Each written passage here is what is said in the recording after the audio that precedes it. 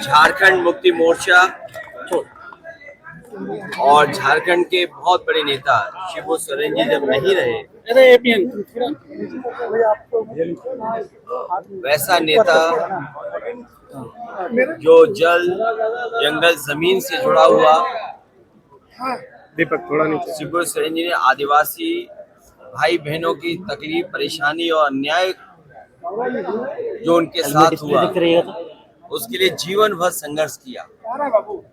ऐसे बहुत कम नेता हैं जिन्होंने अपने पूरे जीवन में एक पार्टी खड़ी की हो, नया प्रदेश बनाने में संघर्ष किया हो और अपनी अगली पीढ़ी को वो विरासत के रूप में देखे गए हों। आज मैं झारखंड मुक्ति मोर्चा और झारखंड के मुख्यमंत्री हेमंत सोरेन जी से मिलने आया हूँ। उनके इस दुख में मैं शामिल होने आया हूँ। उनके सभी साथी सहयोगी जो दुखी हैं क्योंकि शिबू सोरेन जैसा नेता उन्होंने खोया है। वैसा नेता बनना होना बहुत मुश्किल काम है। उनका पूरा जीवन संघर्ष से भरा रहा। पूरा जीवन उन्होंने संघर्ष किया। आदिवासियों की संस्कृति, आदिवासियों की भाषा, आदिवासियों के वेशभूषा को लेकर के कैसे उन्हें आगे बढ़ाएं जीवन में, नहीं बढ़ रहा। उनके जीवन में खुशियां आए, अन्याय खत्म हो, उसके लिए जीवन भर संघर्ष करें।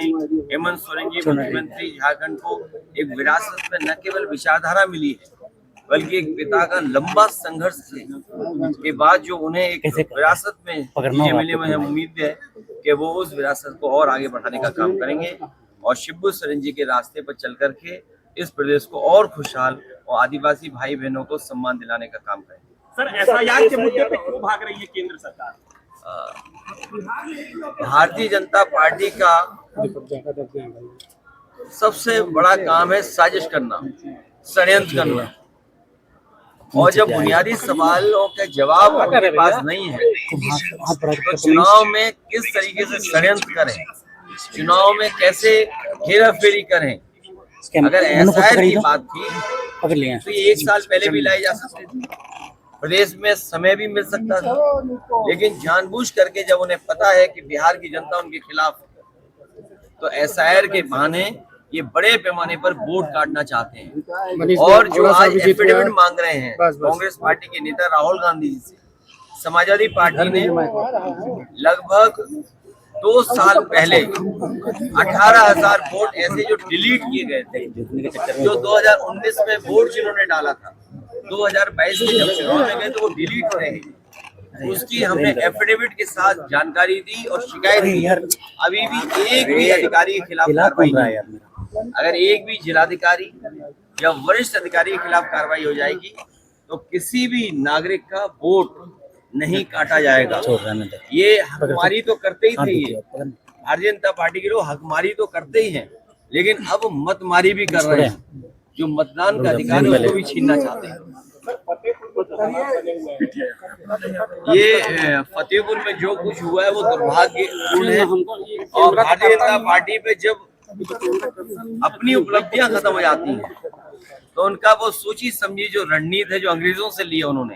भारतीय जनता पार्टी की पूरी विचारधारा अंग्रेजों से दी गई है, डिवाइड एंड रूल, हिंदू मुसलमान के बीच में नफरत फैलाना। अगर हम हक की बात करें तो हिंदू मुसलमान को आगे कर देना। ये जिस तरह का काम हुआ है फतेहपुर में, सरकार को उन दोषी लोगों के खिलाफ कार्रवाई करनी चाहिए। जितने लोग वीडियो विजुअल्स में दिखाई दे रहे हैं उन सबको जेल भेजना चाहिए और अगर जिलाधिकारी और पुलिस विभाग वहां का नहीं भेजा है तो कहीं ना कहीं सरकार को ये निर्णय लेना चाहिए कि वो अधिकारी रहने लायक नहीं है, उन्हीं के कारण वो घटना हुई है। सर, ये संसद से लड़ाई लगातार चलती रहेगी क्योंकि लंबी लड़ाई है, लगातार चलते रहना पड़ेगा।